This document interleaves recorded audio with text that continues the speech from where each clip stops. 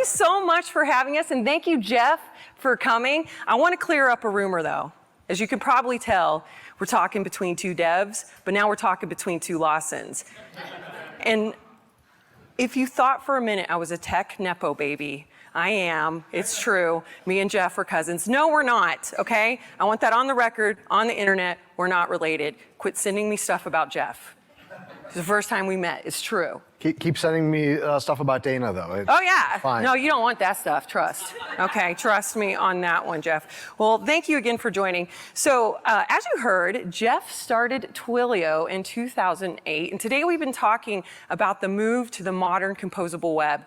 Back then, we didn't have the word composable. We kind of had, well, we did have the web. And we started this journey, he started this journey before we had the concepts of headless. So if you think back to 2015 when Matthias started Netlify, he started this new concept called Jamstack. And Jamstack was really anchored on the concept of headless, which Twilio were really an early adopter of this technology. And I know a lot of times when you think about headless or composable, you're thinking of the UI, but it's more than that, Jeff. How does Twilio really approach their digital strategy, and what were some of the factors where you came and embraced this architecture? Well, to me, I'm going to start with a story, actually. Start with a story. So, before starting Twilio, I was at AWS, and before AWS, I had started, of all things, a bricks and mortar retailer for extreme sporting goods. Oh, that sounds cool. Skateboarding, snowboarding, surfing, all these sports.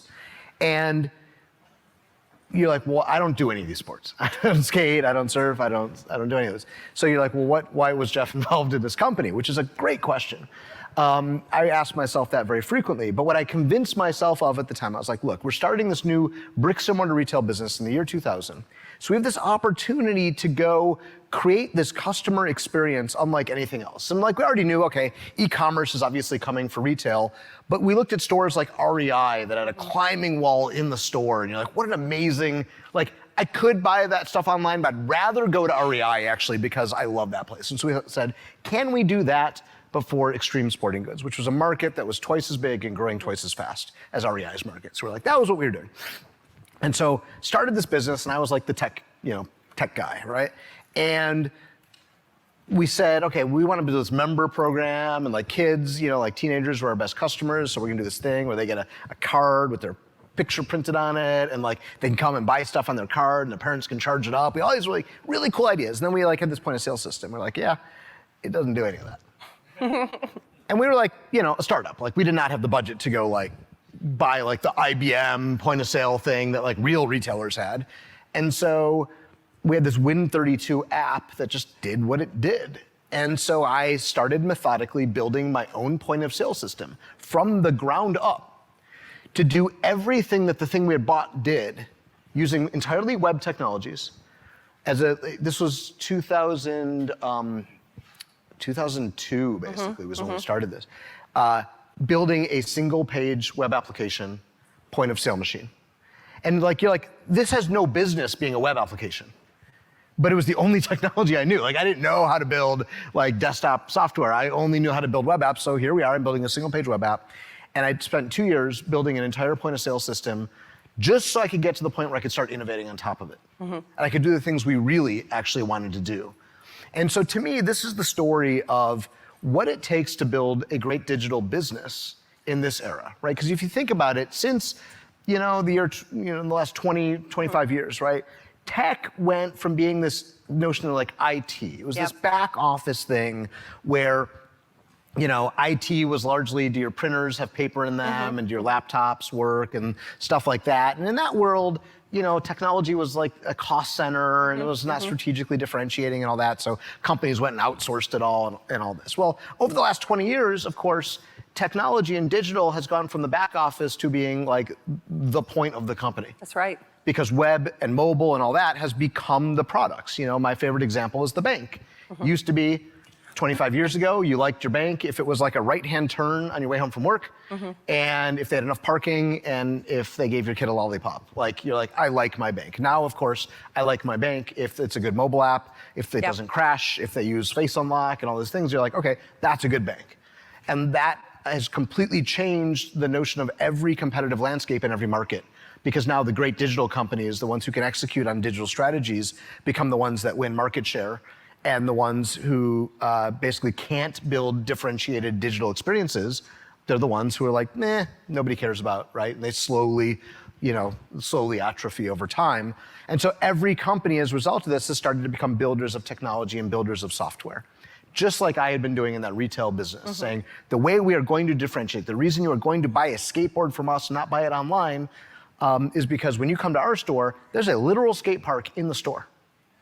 And your little card that we gave you, like that's your scan to get in, and you get a 10% rebate on everything you buy in the store. And like, actually we started putting webcams in the skate park. This is like 2003, where like it would do the motion capture and like actually know who was in the skate park at the time, tag it to your account, and actually put photos online of you so you could show off to your friends, hey, check me out in the skate park.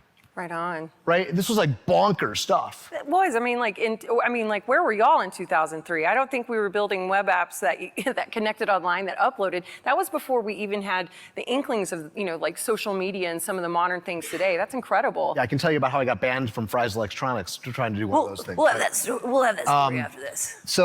So anyway, but to me, that is the point of being great digital executors. And here's the thing, like you cannot be a great digital business and therefore win the hearts, minds, and wallets of customers in this now digital, battlefield in every market. You cannot do it if you're just buying off-the-shelf software. That's right.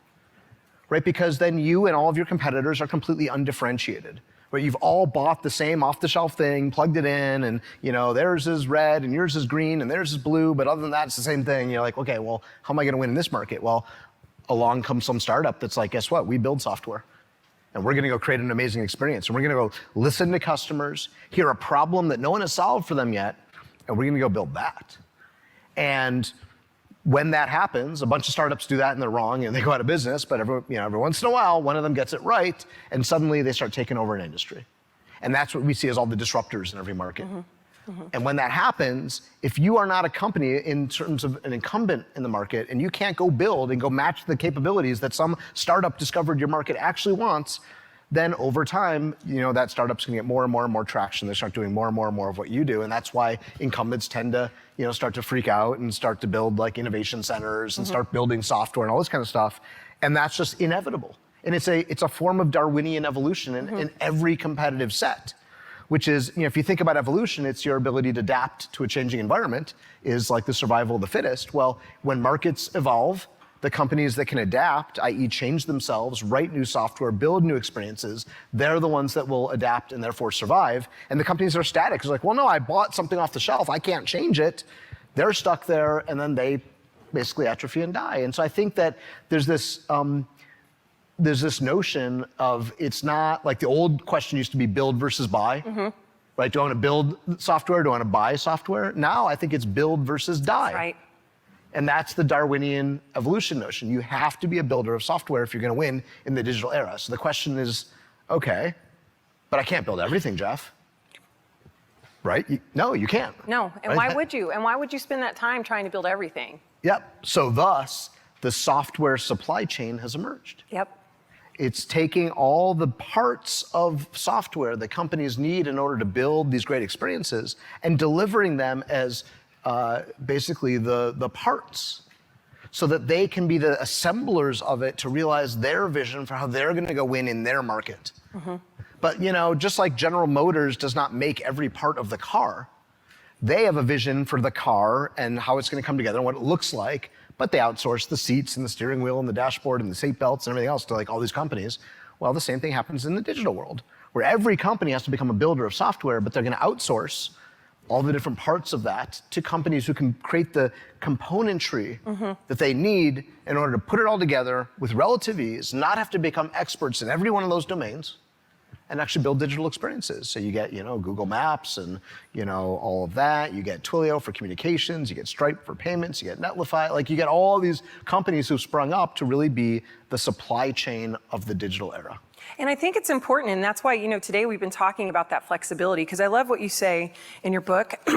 excuse me, if you haven't got it, you should go get it, ask the developer. And don't worry, folks, it's not about developers, it's about locking into what your developers do, because we know every company is a digital company, and we know that that experience that we want. Most people don't want to go into a brick and mortar store anymore. They want to go to and have a wonderful... Especially if it's a left-hand turn. Especially if it's a left-hand. Those are the worst. How many folks in here are like technical?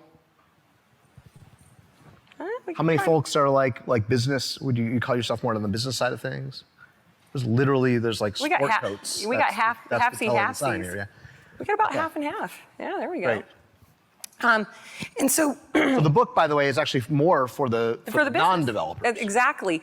And I think it's really about unlocking that understanding and putting those constraints. But what I love, you have a quote in here that says, and it kind of goes into that flexibility and being the supply chain of the experience, and where composability fits in is that flexibility to really meet people where they are. As you say, have conviction about the product you're building and the customer you're serving, and let that be your guide. Nobody wants an off-the-shelf product where it's just blue or green, because your customer demands and wants more. And if you're customer-centric and you approach your architecture and your business that way, especially in this new modern world where you're taking the Lego bricks of the things that have already been built and putting them together to delight people, I think is really some of the tenets on how you can approach really the needs and the demands of what people want from the business that you're serving. And I see that, in and out. And you touch on that as your approach in the book on how to really think as business leaders on how can we enable those developers to really be customer-centric? How can we approach our sales team to also have that thread between the two departments? Because believe it or not, when you're building software, all of the functions around, if they're orchestrated and elegant and aligned, then they're able to go and move faster. And our technology that we're bringing really is to unlock that value chain, to allow that agency across the business, but have that same mindset. And I just love that about the book. I think it's interesting. How many folks in here are like a founder or have been a founder at one point? Oh yeah, we got a lot. We got quite a bit of founders in here, yeah. Awesome, right? So that in like the early days of a company, like I think back to the early days of Twilio, 2008, and in any one day, I might be talking to a customer, trying to get them to adopt our product, doing customer support, having an idea for a product, writing code, and getting, making the Costco run to get pretzels for the office, right? Like that would be, any one day you do all those things. Well, of course, and in that world, like you've got it all right in your head. Like how everything intertwines, that customer conversation I had to how much cash we have in the bank to that line of code, like they all kind of fit together in your head and it all makes sense. And then as the company grows, right, you start growing to different functions. You hire a sales team to do the sales, support team to do the support, product teams to design, to have the product roadmaps, and engineers to go write the code, and an office manager to go to Costco, I guess. And so what you start doing is by design, you're creating these silos of different people who do different jobs, right? And you have to do that, obviously. But what you unintentionally do is now create all these divisions between the people who are building the products and the people who are using the products. Mm-hmm. And it's so easy to let those silos just grow and grow and grow, such that the people writing the code have never met a customer, have no idea what customers need. They're just following a spec. And they're like, well, the spec says, here's an input and it's got 40 characters.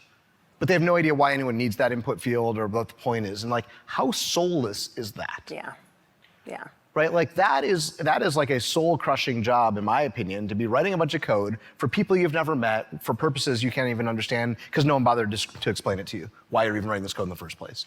And so to me, that is a great recipe for a bunch of shitty code and probably shitty products. It is, and you're right? You're harming and a shitty job too. Shitty job. Yeah, and so to me, like a much better solution is to say, okay, let's take our team, a multi-function team that is here to do something, get something done. And let's, instead of sharing with them a solution to a problem, mm-hmm. we want you to write a form that's got an input fields that say this. Go to them with a business problem that your company has or your customers have and say, hey, I don't need you to build a form. What I need you to do is make it so people can sign up for our product in 30 seconds or less. That's the problem we're trying to solve here. We don't need a form. We need an easier to use product. And now you'll get a bunch of engineers and product people and marketers sitting together in the room saying, aha, like what can we do? Yeah. And guess what? You'll get better software written faster with probably better outcomes in that world than you will with like a product manager writes a spec, throws it over the wall, the developers read it, they throw it back, they kind of understand, back and forth, and like 7 sprints later, you've got a shitty form. A much better world is like get everyone in a room and say, we got a problem, can you solve it in a week? And guess what? They usually can. Yeah. That's the amazing thing. I've seen this work. In the early days of Twilio, I remember there was this problem. We had phone number porting, and it was like, we had this workflow that basically was the intern got it went into a Google Sheet. Someone filled out a form that said they needed to port a phone number, went into a Google Sheet, and the intern looked at it and scratched his head and did some stuff with the carriers that we worked with. And he fell way behind, and it was a mess. And so I remember this backlog grew and grew and grew. It was kind of like where the I Love Lucy episode where she's putting the candy. Oh yeah. It was kind of like that. He was kind of hiding. I was like, whoa. And this poor guy had gotten so overwhelmed with porting and nobody knew it. And so we urgently needed a software solution. And I sat one of our operations leaders who knew how it all worked, and I sat a software engineer in a room. I said, I need you both to develop a pure software solution for this whole process, and I need to do it in 1 week. And the amazing thing was, not only did they do it in 1 week, I remember they told me this story afterwards. They were like, there was this moment in the process where the operations person who had done a bunch of these things, she was like, oh, you know what we need? We need you need a field here. If the port is rejected, that you put the reason in. And the developer was like, okay. Added a column to the database, created a text field, and that was that. It was a minute later. And think about it in our companies. If typically you needed to add a field like that, to a workflow and all that, how would it usually work? Okay, it's a work item on a future sprint, and it gets moved into this, and the product manager's like, okay, we need the field, let me write the PRD, and then it's okay, now we're gonna the engineer's like, well, wait, you didn't tell me what the max length is. Let me send it back over the wall. And 7 sprints later, you've got a field added. Well, we all know that really adding a field to a form is a 1 minute endeavor. It really is. But when you just formalize it all and have all these everything that's easy gets hard. Yeah. And that's where I think sharing problems, not solutions, comes into play, because when people know why they're building it and they're there to solve a problem, A, they're more passionate. B, hard things become easy because they just know why they're doing it, and it's intuitive to them as opposed to I'm following the spec. And by the way, it's more fun. And that matters. And it's not just about ship and ship faster. It's about shipping the right ship faster and really meeting your customer where you are. You get to potty mouths up here. You're welcome today. But I really think that, that's just one of the ways that we approach the problem.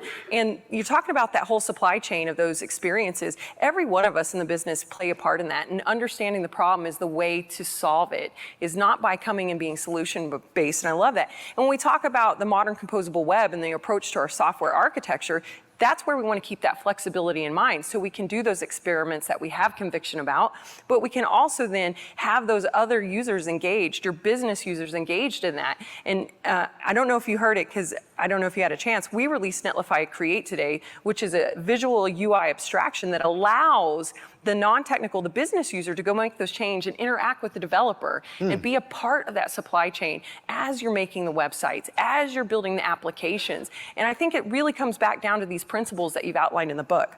But with that, Twilio acquired Segment, which is a composable customer data platform, back in 2020, so about 3 years ago. How did that decision with Segment factor into this vision? Meeting the customers where you're at, they're a composable solution, so is Twilio. What were some of those reasons behind that acquisition that you had in mind? Well, it's interesting. When you kind of look at it, we've always been in the customer engagement business, right? So people use our APIs. We're the leading API for email, for voice calls, for text messaging. And so you use all these APIs to go build relationships with customers, right? To basically power some part of that customer journey, whether it's when you're signing up for a service and you're getting your 2-factor auth code, or a marketing email, or calling the contact center, or any number of other things. These are all points in the customer journey when you do a better job of engaging with the customer, you're going to win their hearts and minds. And if you do a shitty job, then customers are like, I hate that company. And so what we see is companies using us for all these different use cases, but they're all different steps on the customer journey. And so we realized, though, what is the biggest impediment getting in the way of companies actually doing a good job of talking to their customers across any one of those touch points: sales, service, marketing, in product, et cetera? Well, it's really knowing who the customer is and knowing what to say to them. That's the biggest thing. How often do you get emails or whatever from companies that are they have no idea who I am? And you just click on subscribe.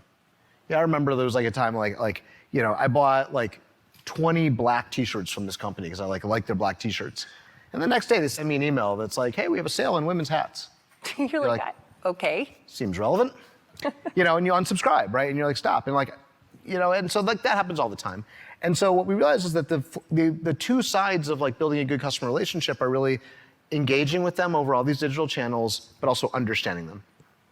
So it's how do I intake a bunch of data about my customers and turn that raw data, all that streams of data. So, clicks and scrolls and like what do they click on? What do they not click on? What do they buy? What do they not buy? All of that is signals about, who customers are and what they want and what their interests are and all that. Turn that into an understanding of the customer, like a profile of the customer, that then I can use to go better engage across any one of those moments. So whether it's marketing and doing better personalization and targeting, whether it is personalization on the web or mobile app, whether it is making it so the contact center agent can actually pull up relevant information about you in seconds, as opposed to you get the thing where you call a contact center and the agent, it's like they're writing War and Peace there. Hold on a second, yeah. And they're typing for 10 minutes. Like no, you just push it all to the screen. Like there's all these use cases where putting the understanding of the customer and the points where you're engaging that customer, putting them together makes a whole lot of sense. And so we bought Segment. And the thing is, like most people have thought of like CRM is supposed to solve this problem. Mm-hmm. Oh, CRM, like that's this thing where if I've got every bit about my customer sitting in this one spot, it'll be perfect, I'll know my customer. Well, it turns out that CRM does actually a horrible job of that because it's an app. Originally designed to let salespeople take notes while they make their calls. Yep. And let sales managers actually report on the deal status.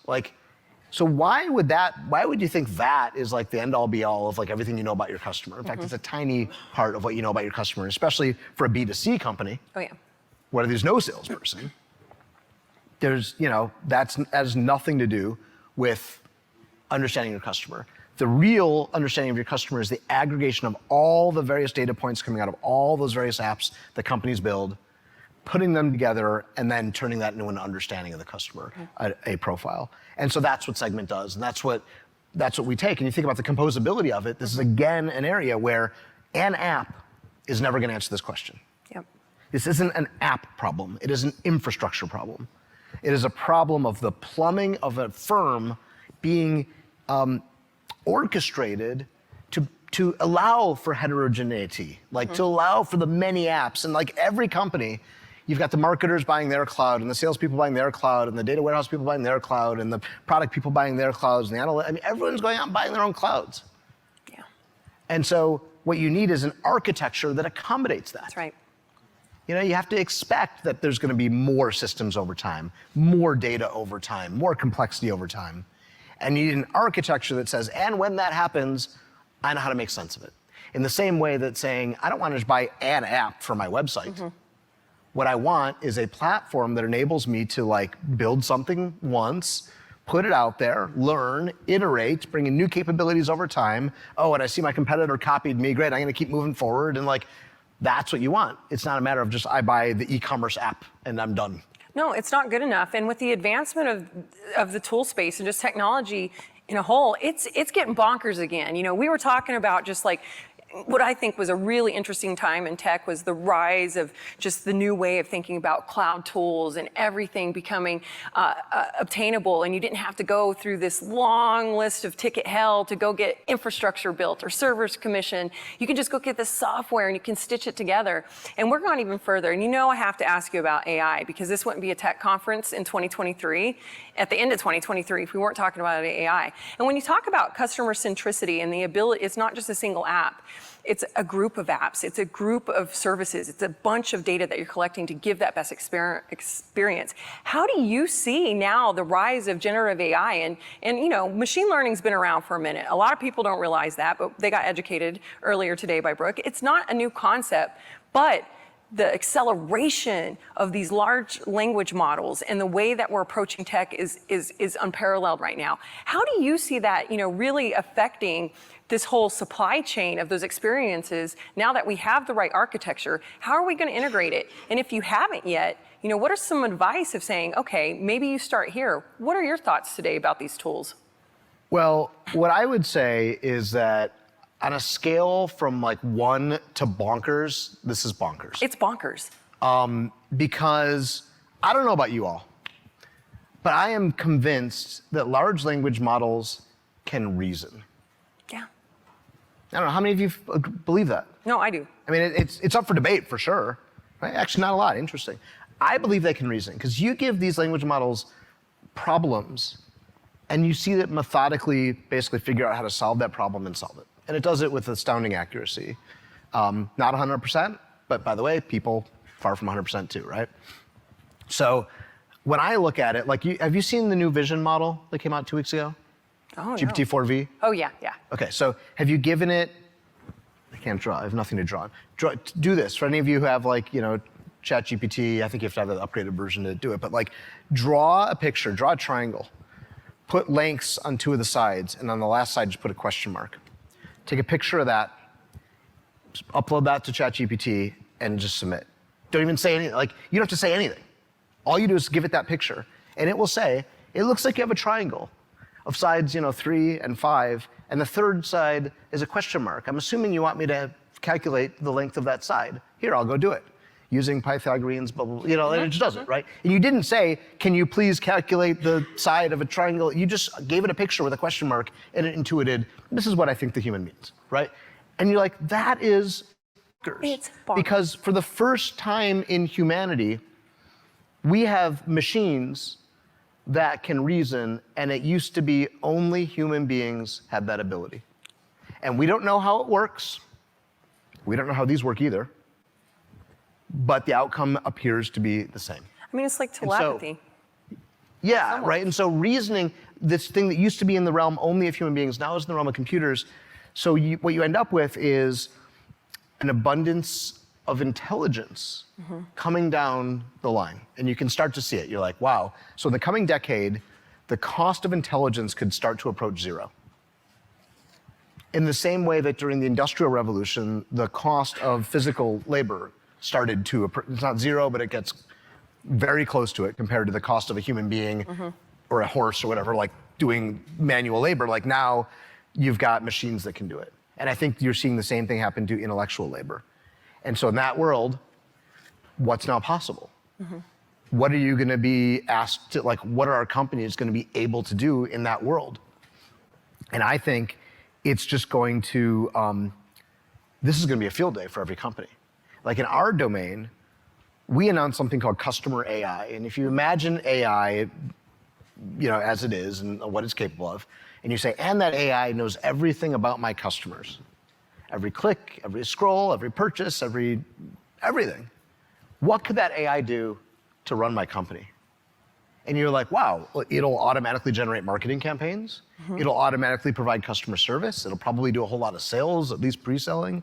It will be able to personalize website. It'll be able to give one-to-one personalized emails to every single customer. It'll optimize every little thing for every single customer. Because if you had a person assigned to every single customer at your company, listening, paying attention, taking notes, personalizing every part of the experience, you'd be like, oh, that'd be amazing. Like my customers would love me, right? Like if I had a human being dedicated to each and every customer, knowing them intimately well and making everything an amazing experience, y'all would sleep pretty well at night, knowing that your customers are well taken care of, right?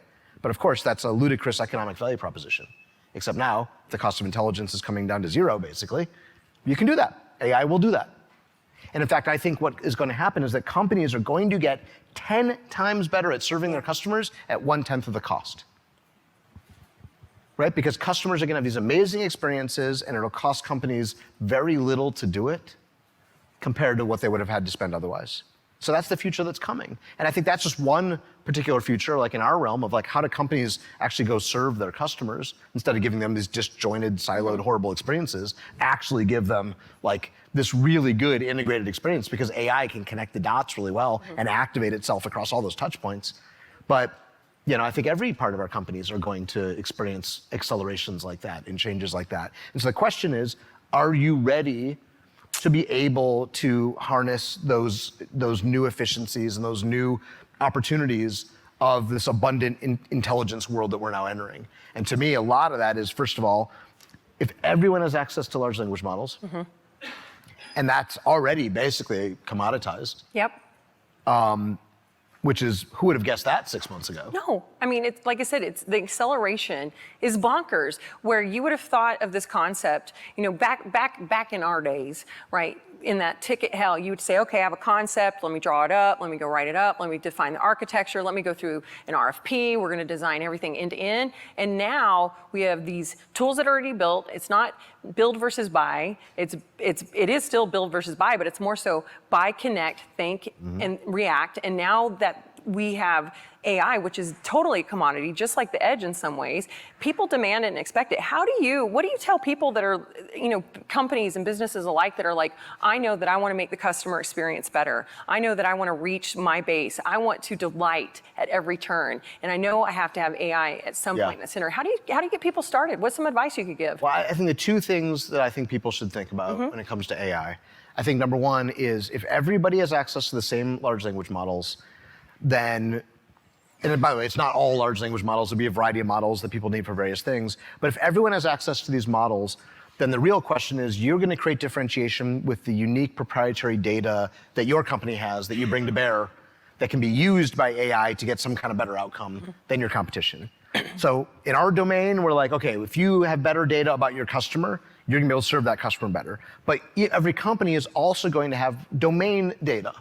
Right, so if you're, I don't know, a farmer and you've got better data about like your soil and like what factors cause it to grow better corn, I don't know why I picked that example, but like, and you can use AI to unlock something about farming, you're like, great, you're gonna have higher yields than your competitors, right? And every company has its own domain. And so thinking about your data assets and getting those data assets ready for AI and just getting a disparate data, oftentimes the data sets are very disparate. Getting it together in a way and in a place where it can be activated with AI, I think is the number one thing people should be working on today. The second thing I would say is there's all this fear about like hallucinations and all that kind of stuff. And I think two things about hallucinations or mistakes or whatever that the machines are gonna make. Number one is that'll get solved pretty quickly. And I think it'll not be solved by some startup. I hope no one in here is working on that problem, but it'll get solved probably by the language models themselves. Like it's such a fundamental problem that somehow, GPT-7 will be solved, whatever, right? And the second thing I would say is, who cares? Because humans make mistakes too. And the interesting thing is we have thousands of years of evolution that teach us how to deal with people when they make mistakes. Like you see it, people get in car accidents all the time. Nobody cares. Well, robotaxi gets into a fender bender, it's in all of the news. Why? Because it's novel, it's unique, right? We don't understand it yet. Wait, why is the robotaxi sideways on the road? That makes no sense. No human driver would do that because machines are failing in novel ways that we don't understand. So it takes some getting used to. But at the end of the day, you have to look at it and say, is this better or worse than the human outcome? And cars are, if you live in San Francisco, there's all the debate that rages about robotaxis. But I was recently talking to the contact center analysts, the analysts who advise companies on, what contact centers they should buy, the industry analysts. And, there's a lot of discussion about like what's gonna happen with AI and all this kind of stuff. And one of them asked me like, well, what happens if it hallucinates? And I was like, well, then I guess it hallucinates. But let's think about contact center agents. We're putting these people up on a pedestal as if they're perfect, amazing. You're like, there's a 400% turnover rate in that job. Literally, the average tenure in most contact centers is about 3 months. Yeah. So those people are making mistakes all the time too. We just are accustomed to it. We're like, yeah, I know. It's a high turnover job. They're not always gonna be great. So it's like, do you think it's gonna be better or worse in an AI world? And it's probably gonna be better. And so I just think that like, there's a lot of fear because of it's new and it's different. And that's human. Like, so we shouldn't, I'm not trying to say, hey, people get over it. Technology is everything and it's the future. Like, I don't believe that, but I do believe that it's human nature when we don't understand things to be afraid of it. That's right. And that's where we are. We're at the leading edge of technology, so there's a lot that we don't yet understand, and so it's natural to be afraid of it. But I also think that people adapt very quickly. People are resilient. Right? So a year from now, all those robo-taxis that people are like, I bet it'll just be like, oh yeah, of course. And you won't even think about it anymore. I mean, that's true about all these advancements, right? At first you're like, I don't know, and then everybody's using them. And it just becomes, a viral sensation that we're all talking about and can't get enough of. And I think, just like at the end of the day, AI is an extension of humanity because we're the ones training it. It's learning off of us. And if we're fallible, then naturally, the machines are going to have some fallibility as well. And I think over time, they're just going to get better and smarter and honestly make us better and smarter about the human condition and what we can do and how we can play a part in it. I think that it's natural to have that fear and that fear of the unknown, but we have to approach it with an open heart and an open mind and know that at the end of it, it's still us. We're still in charge, believe it or not. Humans are still here, and we're still making the right choice. I kind of think about like the Industrial Revolution, and probably one of the biggest. That impacted a lot of industries, but it certainly impacted farming, for example. And so you look at it and say there used to be a lot of human labor and actually animal labor on farms that is no longer needed because of tractors and all that kind of stuff. And farms are now much more efficient in terms of how many people are required to run them. And a lot of people were afraid back then of like what happened to the jobs. And obviously there were a lot of changes in society as a result of it. People tended to move to cities. There was a much urbanization. There was much more education actually that went on. People moved on to other forms of work. But the other thing that happened was we can now feed billions of people that we couldn't have fed if it wasn't for this mechanization. And so billions of people are now not starving and are actually able to live lives that probably wouldn't even be able to be born if it wasn't for the fact that we got much more efficient at actually growing and creating food supply. And that's a direct result of the Industrial Revolution and this bringing down the cost of physical labor. And so I don't know, I don't pretend to know what all those types of things are going to be. And I think anyone who does is like full of shit probably. But I think we are signing up though for that level of change in our society, which is tremendously interesting. There's a lot of responsibility on all of us. That's right. But also, it's an amazing opportunity for every software developer, for every entrepreneur, for every company out there to go figure out how can you go make a better world and better products for your customers. Because when these types of shifts happen in technology, it resets the playing field. Like look what happened to Microsoft. Like everyone was written off Microsoft, right? But the playing field shifted and now suddenly Microsoft is, on top of the hill and AWS is scrambling to catch up and you're like, who would have guessed that even 3 years ago? Yeah. But here we are. So whatever your startup does, whatever your company does, whatever industry you're in, whatever your field is, that is happening. Like the playing field is getting leveled and now it's what can you do with AI will probably dictate who is in charge 5 years from now. Hopefully it's your companies. Yeah, that's incredible. Well, I can't wait to see what even gets more bonkers, or as we heard earlier, wild and weird out there, because at the end of the day, we're all here just trying to make it better for every human on this planet with what we create, what we develop, and what we build, and we all play a part in that. And so, Jeff, thank you so much for coming and talking with us today. It was great to have you here. Absolutely, thank you, Daniel. Thanks. Thanks for having me. Bye, everybody.